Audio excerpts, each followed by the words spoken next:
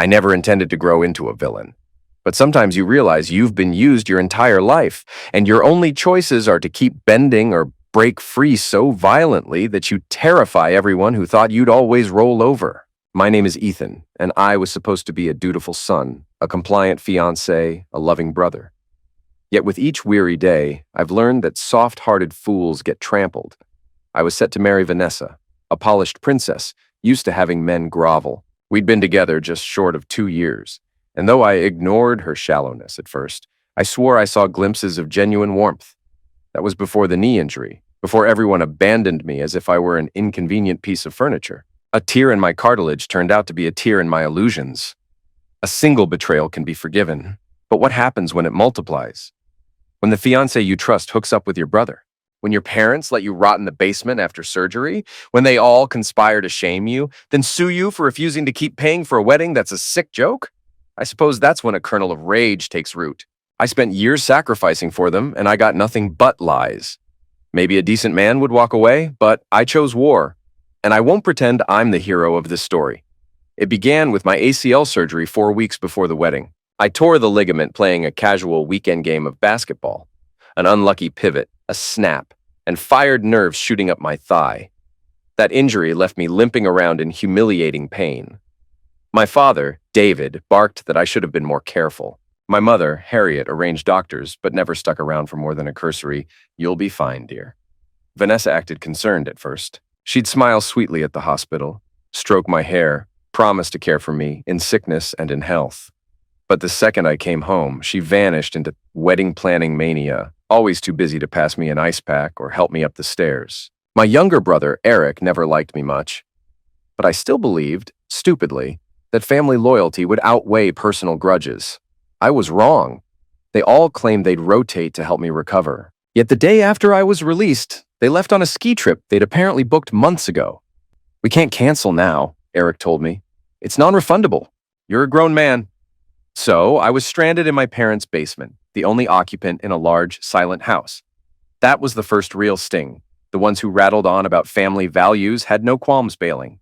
I was outraged, but not yet set on revenge. I simply internalized my anger, telling myself they'd come around. I hobbled around on crutches, rationing my pain meds, living off stale chips and leftover soup I could heat in a shaky microwave. When I texted Vanessa, she replied with breezy excuses, or told me she was busy tasting centerpieces with Harriet. Meanwhile, she posted photos of glamorous spa visits. The message rang crystal clear. My role was to be the invisible fiancé, quietly healing, funding the wedding, and never expecting reciprocity. The truth about Eric and Vanessa blindsided me, though maybe it shouldn't have. Eric had always enjoyed humiliating me, stealing my childhood toys, mocking me in front of relatives, belittling me at any chance. Vanessa, with her thirst for excitement, found in him a perfect twisted side project. I learned about it 4 days into my convalescence. Nobody had come by. Not one meal had been delivered despite their solemn promises. My father's earlier vow to take care of any hospital fees turned out to be a bureaucratic mess he'd shoved onto me. So when the ski trip ended and the family returned home, I confronted Eric angrily in the living room, demanding a reason for his absence. He stared me down, hands in his pockets, refusing to offer more than a smirk. "I'm poor Ethan, stuck on the couch," he said. "You couldn't manage a few days by yourself? Pathetic." That's when I saw Vanessa pop up behind him in the doorway. She wore his jacket, her cheeks flushed. She quickly pulled it off, trying to look casual, but the damage was done. She'd come from his bedroom, hair disheveled. Blood roared in my ears. "Explain!" I hissed. Vanessa tossed her long hair and glared. "Don't stare at me like that, Ethan. I owe you nothing." I advanced on them, bracing my weight on my crutch, pain searing my knee. "What the hell is going on?" Eric chuckled. "You can't guess. She's bored with your whining. I'm more fun." For a moment, I couldn't speak. Then I lunged with my crutch, slamming him against the wall. He gasped, but quickly shoved me back. I nearly toppled. My father rushed in, shouting for me to calm down, as though I were the aggressor for wanting an explanation.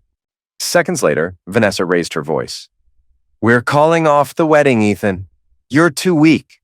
That's all it took to shatter any illusions that our relationship had substance. Her cold gaze pinned me. I was now worthless in her eyes, a husband candidate too fragile for her taste, and Eric gloated at my shock. My father, David, was outraged, but not at the sordid affair. He was outraged at me for making a scene. The house erupted into shouting. Harriet tried to hush me, telling me to calm down. David glowered, wanting me to fix the tension so we wouldn't embarrass the family. No one scolded Eric or Vanessa for betraying me. Instead, they worried about deposits, caterers, and how it might look if the wedding got canceled. Later that night, I confronted my parents in the kitchen. My knee throbbed. My mind reeled with visions of Eric and Vanessa in my bed. You're focusing on the wedding money, not the fact that your younger son stole my fiancée. My mother sniffed as though I were being dramatic. We paid a lot for this ceremony, Ethan. I stared at her. Vanessa's cheating. Why aren't you upset about that? My father waved dismissively. Eric insists it's not what you think.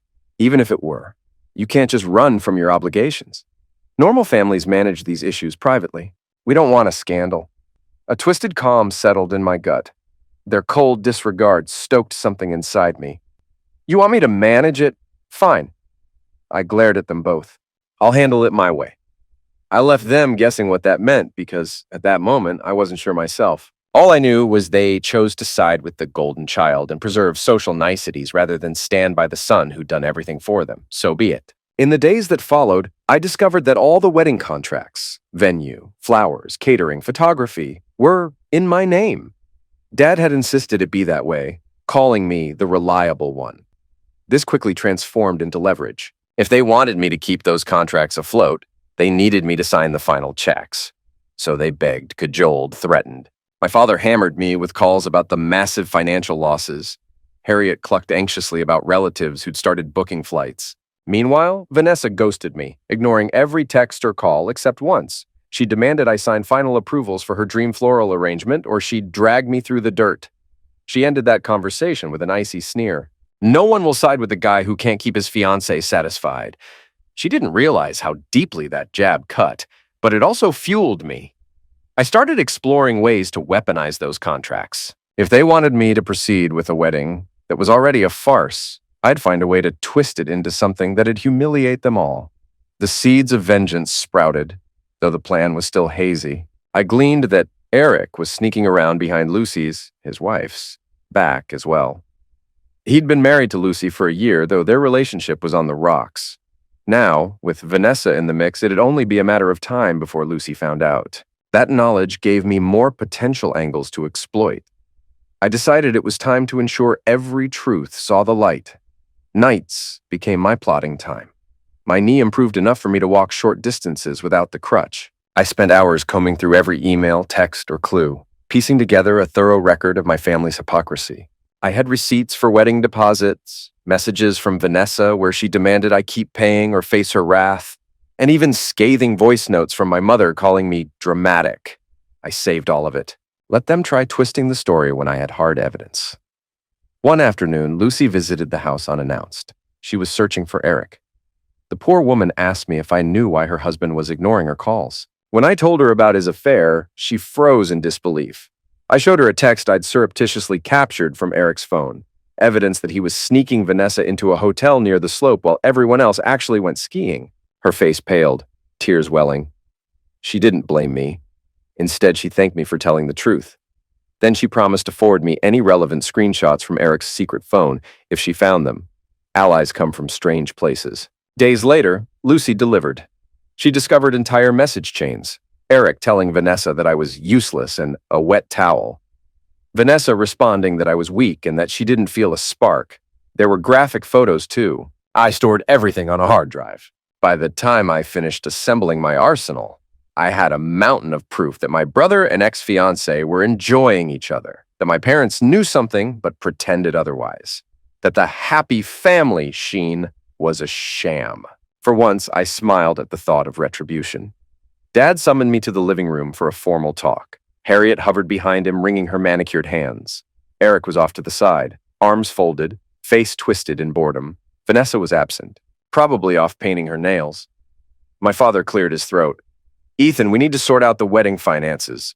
Vanessa says you're refusing to sign important paperwork. Eric chimed in with a sneer. Coward's punishing her because he can't stand that she found someone better. I stared at them both, letting a moment pass. Then, calmly, I replied, You want me to sign? Let's talk about betrayal first. Let's talk about your precious new fling, Eric. He rolled his eyes. Get over it. She's mine now. Dad shot Eric a warning glance. Don't be crude. Ethan, I understand you're upset, but we must be practical. We've invested thousands. We can't afford to lose these deposits. The date is set. People will arrive soon. I nodded. So your priority is money and appearances. You're part of this family. My mother cut in impatiently. We can't have you ruin everything. Keep your personal issues with Eric quiet. Let's have a civilized solution. I rubbed my chin, feigning agreement. All right, let's do that. I'll sign every contract, finalize the wedding details, but on one condition. Dad's eyes glowed with hope. Name it. I leaned forward. I want a public apology from Eric and Vanessa in front of the entire family. Full confession that they humiliated me. Then I want them to reimburse me for my hospital expenses that Dad said he'd handle but never did. If those things happen, I'll guarantee you a perfect wedding. Eric's lips curled. You're insane. My father's face reddened. Eric doesn't need to apologize for your fragile ego. I shrugged. Then I'm not signing. Suck up the losses or find a new groom. Good luck explaining that to the neighbors. They stared, stunned by my calm arrogance. Harriet tried guilt-tripping me with watery eyes. We're your parents. Don't do this to us, I snapped. You left me alone with a busted knee to go skiing. You let your golden child screw my fiancé. Now you want me to cave? No, you can do it my way or watch everything burn. Silence. Dad's jaw clenched. Eric's nostrils flared. Then Dad hissed, We have no choice but to escalate this, Ethan. My smile was pure ice. Go ahead. I'm eager to see how that works out. Later that week, Vanessa reappeared after a notable absence. She cornered me in the backyard, arms folded under her chest, chin tilted in that superior angle she favored. Ethan, you've got to finalize the florist, or there won't be centerpieces. Don't be a child. I studied her. You cheated on me with my brother, then you all left me stranded after my surgery. Now you want me to do you a favor? She tried that crocodile tears routine, letting her mascara glisten. Look, I made a mistake. You were always complaining about your knee. There was no passion left in us. Eric gave me an escape.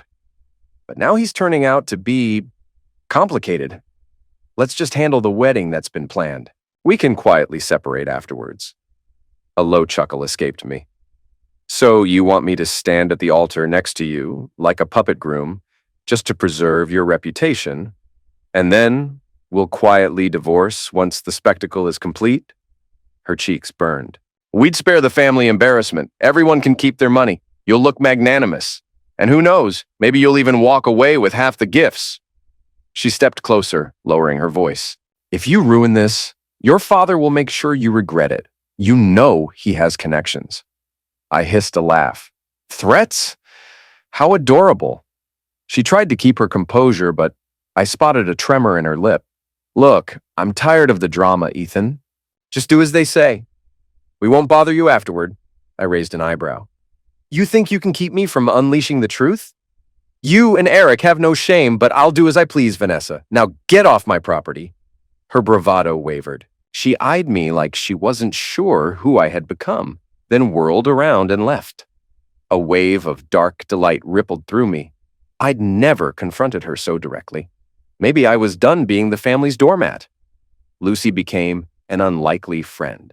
She and I commiserated about being cheated on by the same two snakes. She was furious, determined to divorce Eric, but needed proof to protect her finances. I happily provided every piece of digital evidence. In return, she offered legal advice. Her cousin was a lawyer. That cousin introduced me to a resourceful attorney named Marjorie, who specialized in family disputes and contract law. Perfect. Marjorie listened to my story, raising her brows. Your father and Vanessa's father might sue for breach of contract if you refuse to finalize the wedding.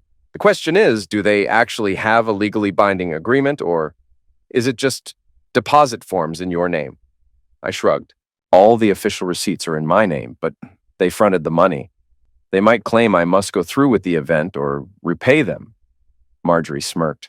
I've seen vengeful parents try. Usually it fails. They can't force you to marry. At worst, you might owe them partial deposits if they prove you knowingly wasted funds. But if you have evidence that they committed fraud or betrayal, it'll weaken their claims. You can also countersue for emotional distress. Hearing her confidence fueled me further. We discussed the possibility of turning the wedding day into a spectacle, letting them try to hold the ceremony, but exposing all their crimes publicly. Marjorie called it scorched earth. That phrase lit a spark in my chest. I was done saving face for traitors. Sure enough, a process server eventually knocked on my door, handing me a thick sheaf of documents. The plaintiffs, David, my father, Harriet, my mother, and Norman, Vanessa's father. The cause: breach of contract, financial damages, emotional distress, reputational harm. They argued I had promised to fulfill a wedding, incurring costs, yet I was refusing out of spite. Truly a family of vipers, Marjorie said, flipping through. They couldn't even wait for a conversation. That's fine, I replied. Let them come at me. I'll see them in court. And when that day arrives, I'm bringing every piece of blackmail I've gathered. She nodded.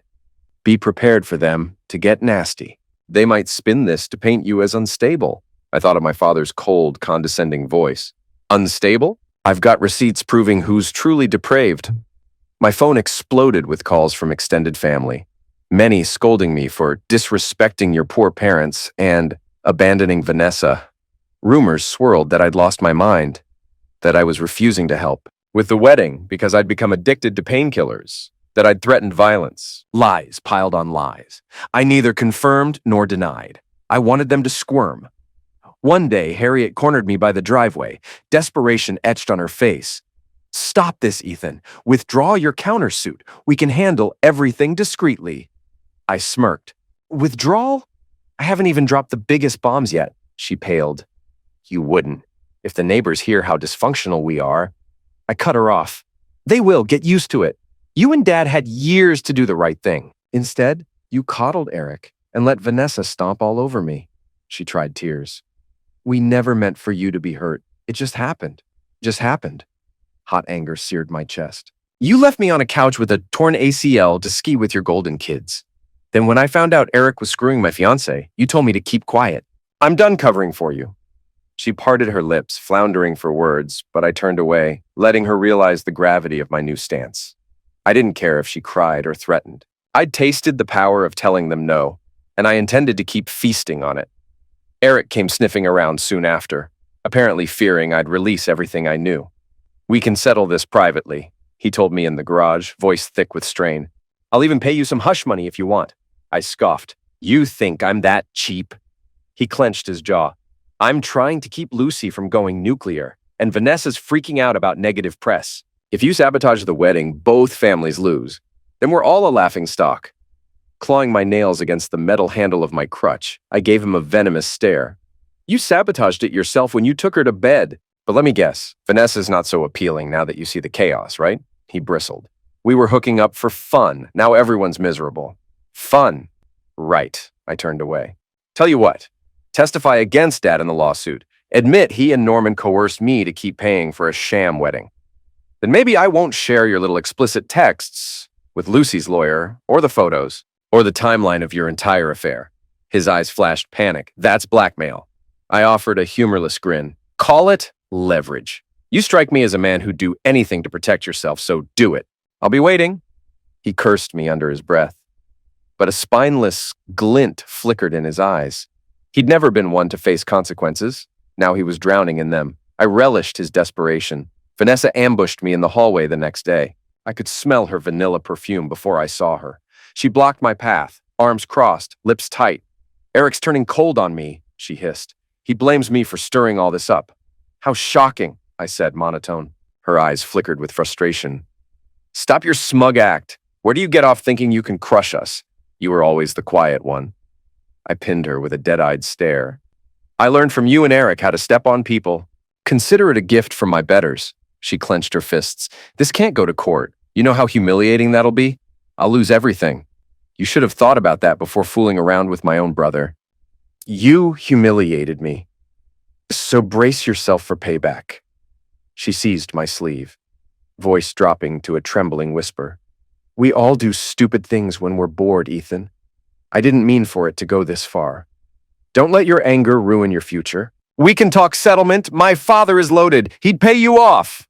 I jerked free. Shove your hush money. I prefer watching you squirm in court. She spat a curse, tears threatening to spill. Pathetic.